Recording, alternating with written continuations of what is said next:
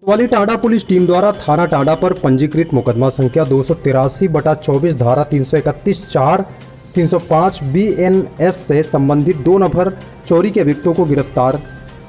क्षेत्राधिकार टांडा शुभम ने press conference कर चोरी का खुलासा कर दिया।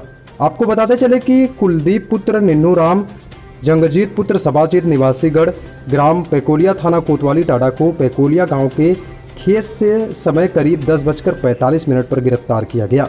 दोनों के कब्जे से 10 रुपये व 5 रुपये के सिक्के कुल 47,000 रुपये व 20 रुपये, 10 रुपये व 5 रुपये के नोट कुल 8,505 रुपये, कुल योग 55,505 रुपये नगद बरामद हुए। गिरफ्तार अभियुक्तों को थाना स्थानीय पर आवश्यक विधिक कार्रवाई कर न्यायालय भेजा जा रहा है।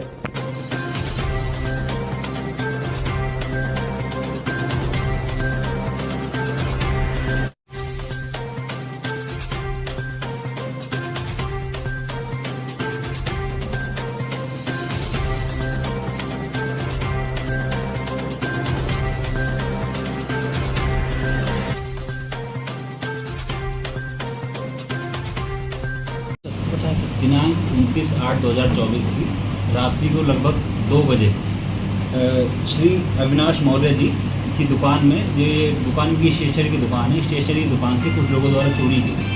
तो जब चोरी करने के बाद उनकी दुकान पर जाके पुलिस ने उनका CCTV देखा जाके, तो पता चला कि चोर जो है LCD भी ले गए हैं साथ में, पर जो DVR है वो छोड़ गए।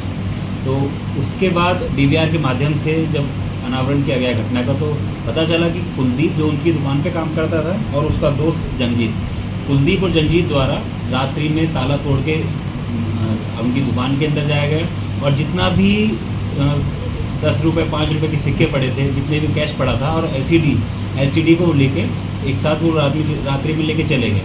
चोरों को लगा कि वो LCD ले जाएंगे तो जो लगा हुआ CCTV है उसके माध्यम से वो निष्क्रिय हो जाएगा, उसके माध्यम से पुलिस उन तक नहीं पहुँच पाएगी।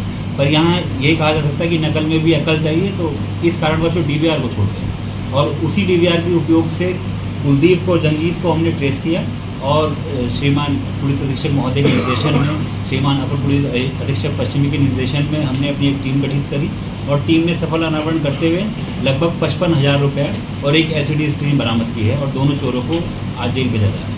तो चोरी की घटनाएं बड़ी हो रही, तो उसे कार्रवाई के लिए और इसको रोकथाम के लिए क्या दिशा निर्देश जारी किए गए हैं?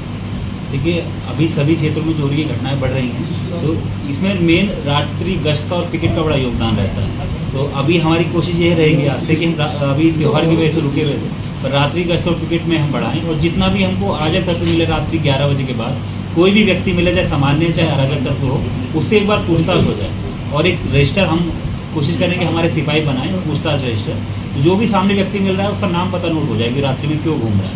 एक सामान्य पूछताछ भी रहेगी जिसका बड़ा असर पड़ता है और हमें उम्मीद है कि हर रोड पे, हर चौराहे पे जब पूछताछ होगी तो इस तरह की घटनाओं में कमी आएगी। घटना का अनावरण कितनी देर में किया गया?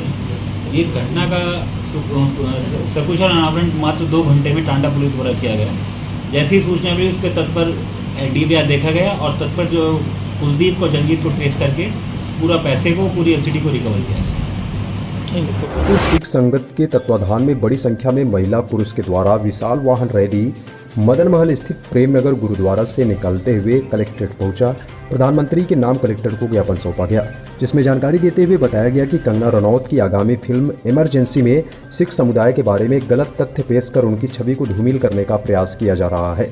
देश को आज़ादी को गलत तरीके से प्रस्तुत करने का घिनौना प्रयास कर देश में सिखों की शहादत, कुर्बानी और बलिदान का मजाक बनाया जा रहा है। केंद्रीय फिल्म सेंसर बोर्ड चूप मुख्य दर्शक बनकर फिल्म पास करता है तो यह सिखों के साथ अन्याय होगा।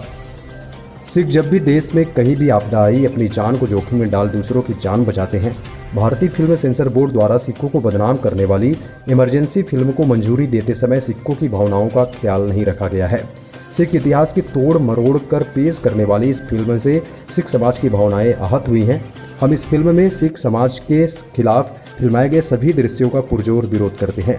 इस फिल्म को थिएटरों में प्रदर्शित होने के पहले ही बैन की जाए। अगर सरकार द्वारा फिल्म इमरजेंसी में सिखों की छवि और इतिहास को गलत तरीके से पेश करने वाले आपत्तिजनक दृश्यों को तुरंत नहीं हटाया गया व इस फिल्म को बैन नहीं किया गया तो सिख समाज को मजबूर होकर फिल्म थिएटर व सड़कों में जाकर विरोध करना पड़ेगा। कलेक्टर महोदय को प्रधानमंत्री के नाम से सूत्र के तलवा पार में स्थित प्रसिद्ध दरगाह बाबा हक्कानी सारह की मजार के सिरहाने लगी तख्ती को पैर से मारकर नुकसान पहुंचाने वाले युवक को पुलिस ने तत्परता दिखाते हुए हिरासत में ले लिया है। बताते चले कि प्रत्येक गुरुवार को बाबा हक्कानी सारह की दरगाह तलवा पार में अकीदतमंदों की भीड़ उमड़ती है। गुरुवार लगभग 7 बजे रात्रि में एक अज्ञात युवक द्वारा बाबा की मजार के सिरहाने लगी तख्ती पर पैर मारकर क्षतिग्रस्त कर दिया गया। उक्त घटना की देर रात्रि में सीसीटीवी फुटेज सोशल मीडिया पर वायरल होने लगी। सूचना पर तत्काल सीओ टाडा शुभम कुमार सिंह व अलीगंज थाना अध्यक्ष राजीव श्रीवास्तव भारी पुलिस बल के साथ पहुंच गए। मामले की गंभीरता को समझते हुए रात्रि में ही पुलिस कप्तान डॉक्टर कौस्तुभ भी पहुंचकर घटनास्थल का निरीक्षण किए और कमेटी व संभ्रांत लोगों से वार्ता कर शांति बनाए रखने की अपील की। वीडियो वायरल होने के चंद घंटों में ही आरोपी युवक को हिरासत में ले लिया गया। आरोपी मोहम्मद तमजीद पुत्र तौफीक निवासी धुरिया थाना अलीगंज के रूप में हुई गिरफ्तार युवक मानसिक रूप से परेशान बताया जा रहा है। तलवापार कमेटी के मोतवल्ली में सभी अकीदतमंदों से शांति बनाए रखने की अपील की गई है। जनपद अंबेडकर नगर थाना अलीगंज स्थित हक्कानी बाबा की मज़ार में जिस मुस्लिम युवक द्वारा मज़ार में लगी संगमरमर की दीवार को क्षतिग्रस्त किया गया था, उसे पुलिस द्वारा पकड़ लिया गया है। उसकी पहचान मोहम्मद तंजीम पुत्र तौफीक उम्र 18 वर्ष के रूप में हुई है। इसकी दिमागी बीमारी की दवाई चलती है और जब इससे गहनता से पूछताछ की गई तो इसके द्वारा बताया गया कि इसके सर पे जिन्न चढ़ गया था उस समय, जिसके कारण इसने इस प्रकार का कृत्य किया है। इसका मेडिकल परीक्षण कराते हुए इस पूरे मामले में अग्रिम कार्रवाई की जा रही है। हज़रत मौलाना हक्कानी शाह रहमतुल्लाह अलैह का मुतवल्ली नदीम एजाज में बोल रहा हूँ। अपराधी तंजीम अहमद पुत्र तौफीक अहमद, वो जो मज़ार के पीछे जो पत्थर की दीवार थी तोड़ दिया था पैर से, वो अपराधी पकड़ा गया है। अब पुलिस कस्टडी में है। पुलिस कार्रवाई कर रही है।